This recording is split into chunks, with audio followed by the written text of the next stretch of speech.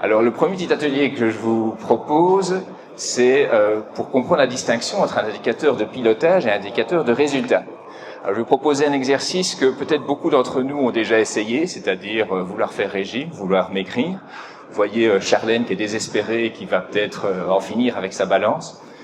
Et finalement, en fait, si je vous pose la question, si vous vouliez commencer un régime, si vous faites un régime, à quoi vous pouvez penser en termes d'indicateurs? Qu'est-ce que vous pourriez suggérer comme indicateur? Donc, je vais noter quelques idées. L'idée, après, je vais vous commenter ça, mais c'est de voir déjà quelle est votre réaction par rapport à ça.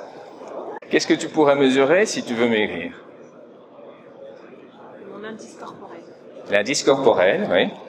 Donc, je crois qu'on appelle ça IMC, oui. Ouais. Peut-être une... Oui, monsieur? C'est un petit tout simple, le tour de la ceinture. Il arrive à serrer l'écran supplémentaire de la ceinture. Le tour de ceinture, oui. Du vécu. Ouais. Une ou deux autres idées? Le pli cutané. Le pli cutané, ouais. Ouais. Ouais.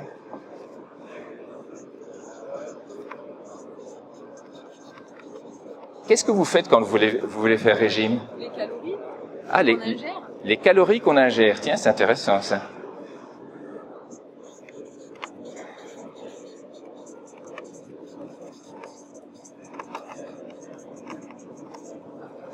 Peut-être encore une idée? Puis après, je ne vais pas vous dire, je vais passer à la solution, mais vous mettre un peu sur la piste de ce qu'il peut y avoir comme différence, justement, entre ces indicateurs qui ont été... Voilà. Alors, en fait, donc l'objectif, vous l'avez tout compris, c'est de perdre du poids. Alors, il y a un indicateur qui est un indicateur de résultat, qui est le poids. Il y en a un autre que monsieur a cité, c'est le tour de ceinture. Il y en a un qui est le pli cutané, c'est-à-dire ça mesure le résultat, où vous en êtes. C'est en fait la performance que vous avez atteinte historique, dans le passé. Ça vous dit éventuellement en usine que vous avez consommé autant de tonnes de fuel par tonne de production, que vous avez consommé autant de matières premières. Donc c'est bien, ça vous montre ce que vous avez fait, mais dans quelle mesure ça vous aide et ça aide vos équipes à comprendre ce qu'elles doivent faire pour améliorer cet indicateur-là. Et donc c'est pour ça qu'il est très intéressant d'avoir ce qu'on appelle les indicateurs de pilotage. Par exemple, voilà, la réponse qui a été donnée, c'est l'apport calorique, ça peut être les calories que vous consommez. Donc c'est vous donner à vos équipes ce qui leur permet de travailler pour aller vers le résultat que vous souhaitez. Et donc ça, ce sont les indicateurs qui vont vers le futur. Alors c'est pas forcément toujours des indicateurs qui sont faciles à mesurer, et c'est aussi des indicateurs qui éventuellement peuvent être adaptés à vos procédés.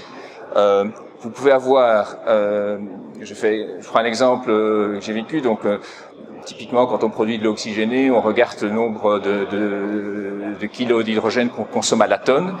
Vous pouvez avoir plusieurs usines qui ont le même objectif venant de la direction, mais parce qu'il y a des variantes sur les équipements, l'une va plutôt regarder les pertes d'hydrogène en tête d'hydrogénateur, une autre va plutôt regarder l'ajustement des concentrations, et donc pour un même indicateur de résultat, avec vos équipes, avec vos équipements, avec vos procédés, vous avez éventuellement une spécificité, quelque chose qui est plus important pour vous en termes d'indicateurs de pilotage, sur lequel vous devez être plus attentif. Et donc c'est vraiment un exercice, vous verrez, qui est très intéressant de faire avec vos équipes.